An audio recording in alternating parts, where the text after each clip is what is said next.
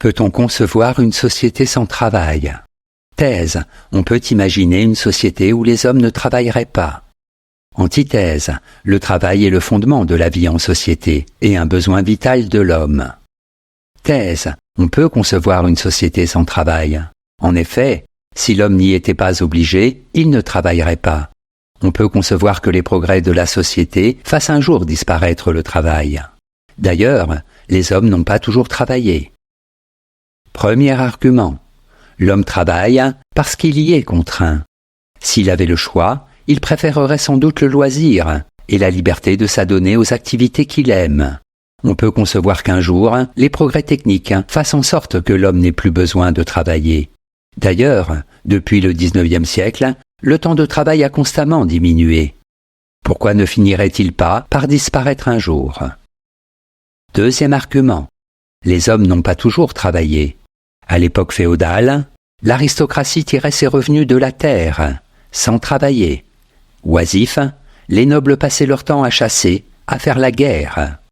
Le travail était considéré comme une activité vile. Dans l'Antiquité, certaines catégories sociales ne travaillaient pas. Elles avaient des esclaves pour cela. Ce n'est qu'à partir du début du XIXe siècle que le travail est devenu le lot de tous les hommes. Troisième argument. Le travail forcé doit disparaître. Pour Marx, le travail salarié est un signe de l'exploitation du prolétariat par la bourgeoisie. Le travail aliène l'homme et devrait donc, dans la société communiste idéale, disparaître. Cela ne signifie pas que toute activité doive être abolie, mais les hommes disposeraient librement de leur temps et ne dépendraient plus du travail. En bref, les hommes n'ont pas toujours travaillé. On peut concevoir que les progrès techniques et sociaux amènent la fin du travail. Antithèse. On ne peut pas concevoir une société sans travail. En effet, dans une société évoluée, le travail est un moyen d'échange qui nous permet d'acquérir des biens dont nous avons besoin. Le travail est un besoin inné en l'homme. Une société où l'homme ne travaillerait pas dépérirait. Premier argument. Le travail est le fondement de la société. Dans le discours sur l'origine de l'inégalité parmi les hommes, Rousseau évoque la naissance du travail. Dans les sociétés primitives, l'homme trouvait dans la nature ce dont il avait besoin pour vivre. Mais à mesure que la population a augmenté, le travail est devenu une nécessité. Ainsi sont nés les outils, l'agriculture, l'élevage. Par le travail, l'homme se différenciait définitivement de l'animal. Deuxième argument. Le travail est une valeur d'échange. Selon Adam Smith, la complexité des sociétés industrielles a créé la division du travail. Je ne chasse plus moi-même l'animal que je mangerai en beefsteak pour le dîner. En revanche, je travaille pour un salaire qui me permet d'acheter de la viande au boucher, tandis que je fournis de mon côté des biens ou des services que d'autres achèteront. Le travail est donc la valeur d'échange fondamentale dont je dispose pour subvenir à mes besoins. Troisième argument. L'homme a besoin de travailler. Même si l'on n'avait pas besoin de payer sa nourriture, son loyer, on travaillerait quand même. Il est dans la nature de l'homme de travailler, d'être actif, de transformer la nature, comme dit Hegel. C'est par le travail que l'homme acquiert des connaissances, des compétences, progresse, se réalise.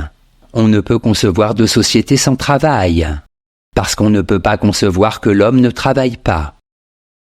En bref, une société sans travail est inconcevable. Le travail est un besoin inné en l'homme. Synthèse.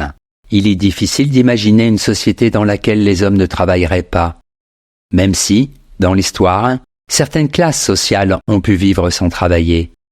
C'est parce que d'autres le faisaient à leur place. Le patricien grec avait ses esclaves, le seigneur féodal ses serfs, le patron bourgeois ses ouvriers. Et même si la tendance est aujourd'hui à une diminution sectorielle des heures de travail, le but de cette mesure est surtout de permettre à d'autres, les jeunes, les chômeurs de longue durée, d'avoir un emploi. Une société sans travail ressemblerait sans doute à un organisme sans activité. Elle finirait par s'étioler, par dépérir. En revanche, on peut envisager que les progrès techniques permettent un jour de supprimer les tâches difficiles et ingrates, ne subsisteraient plus alors que les travaux agréables et créatifs, ceux qui permettent aux hommes et aux femmes de s'épanouir. Notes et commentaires. Aliénation. Pour Marx, état de l'homme qui est dépossédé du résultat de son travail. Division du travail. Principe fondamental des sociétés industrielles selon Adam Smith, auteur de La richesse des nations, 1776. Désigne la répartition entre ses différents membres des tâches nécessaires au fonctionnement de la société. Citation. Si l'on entend par travail une occupation que l'on a choisie, que l'on prend et que l'on laisse, il est clair que le travail est le premier des plaisirs. Dans le langage ordinaire, le mot travail désigne une tâche fatigante, à laquelle il faut se soumettre dès le matin, et qu'il ne faut pas laisser avant le soir, sous peine de souffrir du froid et de la faim. Alain, La Dépêche de Rouen, novembre 1903.